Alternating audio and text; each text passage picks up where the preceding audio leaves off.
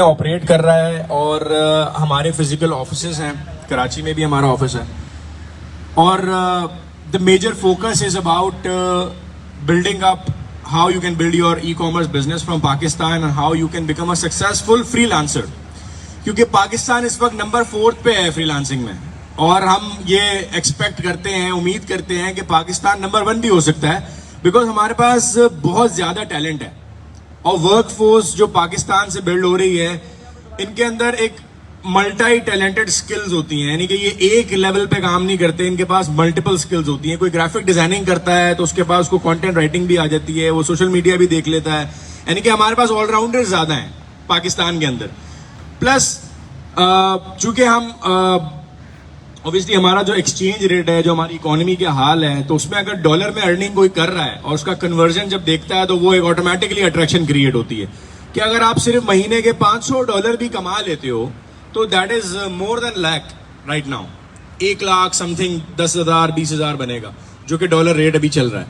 सो एक बहुत बड़ी अट्रैक्शन है हमारी यूथ के लिए और यंग एंटरप्रेन्योर्स के लिए, फ्यूचर एंटरप्रेन्योर्स के लिए, कि this is something kind of a breakthrough in their career, क्योंकि लोग ऑब्वियसली डिग्रीज करते हैं और डिग्री सबने करनी है और सबको करनी चाहिए because it helps you to become a good person.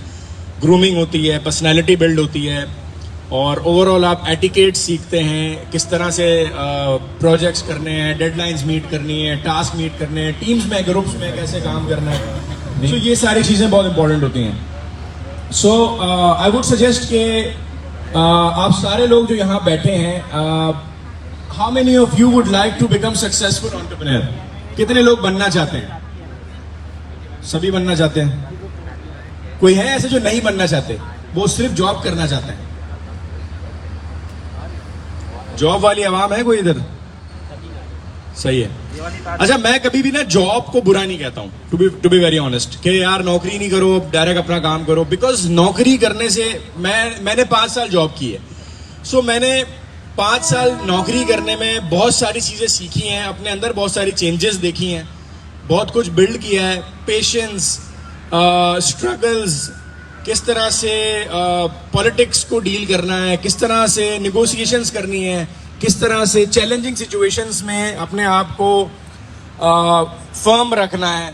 ये बहुत सारी चीज़ें जो आप सीखते हो, किस तरह से आपने कम्युनिकेशन करनी है, किस तरह क्रॉस फंक्शनल डिपार्टमेंट्स में बातचीत करनी है, कॉन्फ्लिक्ट्स को कैसे रिजॉल्व करना है, टीम से काम कैसे करवाना है। सबसे बड़ी चीज़ होती है टीम से काम करवाना। अगर आप प्रोजेक्ट के अंदर किसी ग्रुप के अंदर लीड हो और आपने टीम से काम करवाना है, तो ये एक बहुत टफ जॉब होती है और एक राइट कॉम्बिनेशन बनाना बहुत जरूरी होता है कि वो टीम के अंदर वो राइट कॉम्बिनेशन ऑफ पीपल या right combination of different individuals जिनकी डिफरेंट एक्सपर्टीज हो। ई कॉमर्स के अंदर भी अगर आप किसी प्रोजेक्ट को लीड करते हो, फॉर एग्जाम्पल मैं कोई एजेंसी बनाता हूँ या फॉर एग्जाम्पल मैं कोई सर्विसेज का काम करता हूँ, तो मुझे भी टीम बिल्ड करनी पड़ेगी, क्योंकि हर एक इंसान की ना एक सर्टेन कैपेसिटी है और डेली का एक रूटीन है। अगर आप नौकरी कर रहे हो उसके साथ ई कॉमर्स कर रहे हो तो शायद आपके पास डेली का 3-4 घंटा होगा। अगर आप यूनिवर्सिटी कर रहे हो, यूनिवर्सिटी के साथ आपके पास फॉर एग्जाम्पल एडिशनल कोई रिस्पॉन्सिबिलिटीज घर की भी हैं, तो मैक्सिमम आप डेली 3-4 घंटे 5 घंटे मैक्सिमम निकाल सकते हो। सो उसके साथ टाइम मैनेजमेंट के साथ इस काम को करना किस तरह पॉसिबल हो सकता है, वो भी मैं आप लोगों को भी समझाऊंगा। सो अब यहाँ पर जितने भी लोग बैठे हैं, I guess majority of you are from bachelors और मास्टर्स। बैचलर्स बैकग्राउंड के ज़्यादातर बैचलर्स हैं, ओके। सो बैचलर डिग्री के अंदर जब अंडर ग्रेड आप होते हो, तो मैंने भी ऑब्वियसली इंजीनियरिंग की है एनईडी से, तो मैं like 10 years back so engineering करी और ऑब्वियसली बात है कि लोग इंजीनियरिंग करने के बाद अब ये क्या कर रहे हो। सो आई यूजुअली टेल देम कि मैंने इंजीनियरिंग का जो ई है वो रिप्लेस कर दिया है ई कॉमर्स के ई से। So now I have transformed myself into this from engineering to e commerce.